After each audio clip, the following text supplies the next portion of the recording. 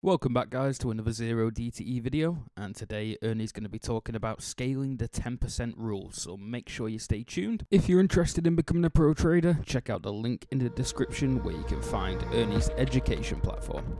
Enjoy guys.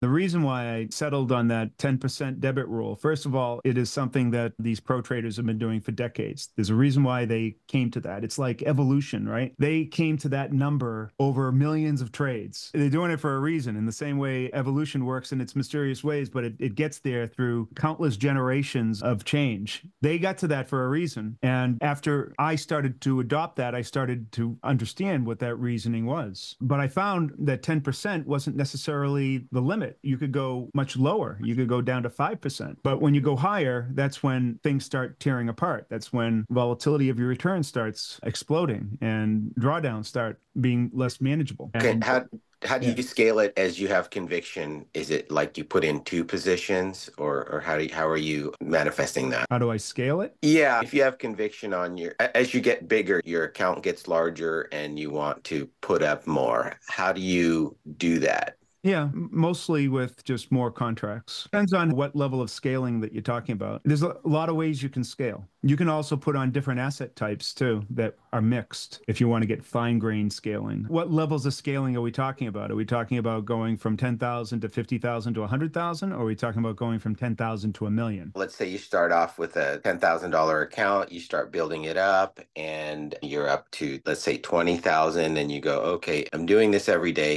It's getting repetitive, and I Well, have, that's not my measure, not okay, repetitive.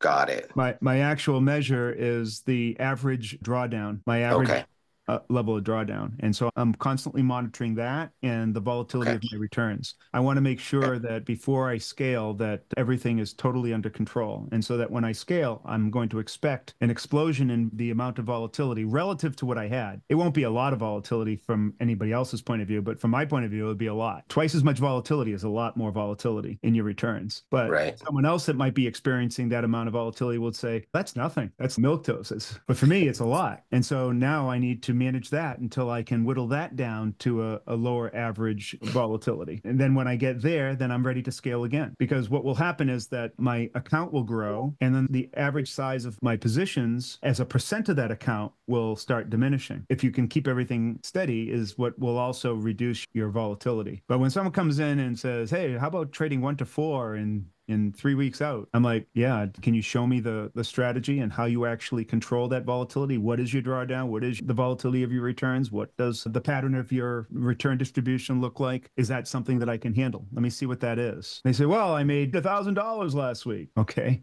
Tells me nothing, because that's not going to tell me what it's going to feel like being in that trade. That's what I'm after. I'm after, what does it feel like being in that trade? You look at my returns, and can you, without understanding those returns, really tell me what it felt like as I was trading these things? Most people look at my returns and they say, man, you just must be high flying. You're like winning all the time and everything's cool, copacetic. But it's not like that at all. You see what I go through. Most of the time I'm going sideways and a little frustrated, but I maintain that consistency, that size.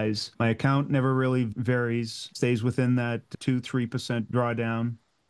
If it gets down to 4%, I start employing mitigation strategies to keep myself up there. I'm complaining because the market's not giving me that many opportunities for those bigger moves. Every once in a while they come, but not very often right now in this low volatility. That's my life, right? And then at some point, whether it's going to be tomorrow or 4 weeks from now, I'm going to get one of those big moves and it's going to advance me to the next level. Then I'll be doing the same thing over again, managing that level. If I'm lucky, I might get 2 or 3 of those big moves in a row. That happens too. But the key is I am spending most of my time in that roundabout, muddling back and forth, controlling my risk, controlling my drawdown, waiting for the market to provide me with that opportunity based on the known probabilities. Probabilities don't mean that it's going to come at a regular pace. It means that it's going to be an average pace, which is totally different than regular, right? Regular implies that it's drawing a paycheck. Every Thursday you get the big trade, which simply isn't true. You could get the big trade tomorrow, then Wednesday, then Thursday and Friday, and then go 6 weeks without any big trade. That's what you have to to accept. You have to accept that as a fact. That's going to happen. And there's really nothing you can do about it. You can't force it. You force it, you start tweaking your risk, and volatility starts exploding, which will naturally cause you to panic or make bad decisions and then potentially go on tilt, unless you can catch yourself. But that's basically the cycle everybody goes through as a retail trader, because they don't have control of the volatility of their returns. You gain control through that understanding of what are the limits of your control mechanism. How do you keep things contained and develop confidence through repetition of the process? All I'm doing here is just telling you what is the formula for winning. That is the formula for winning. Be consistent in your approach, playing the probabilities, be aggressive when they come, take them, then defend your position, wait for the next opportunity.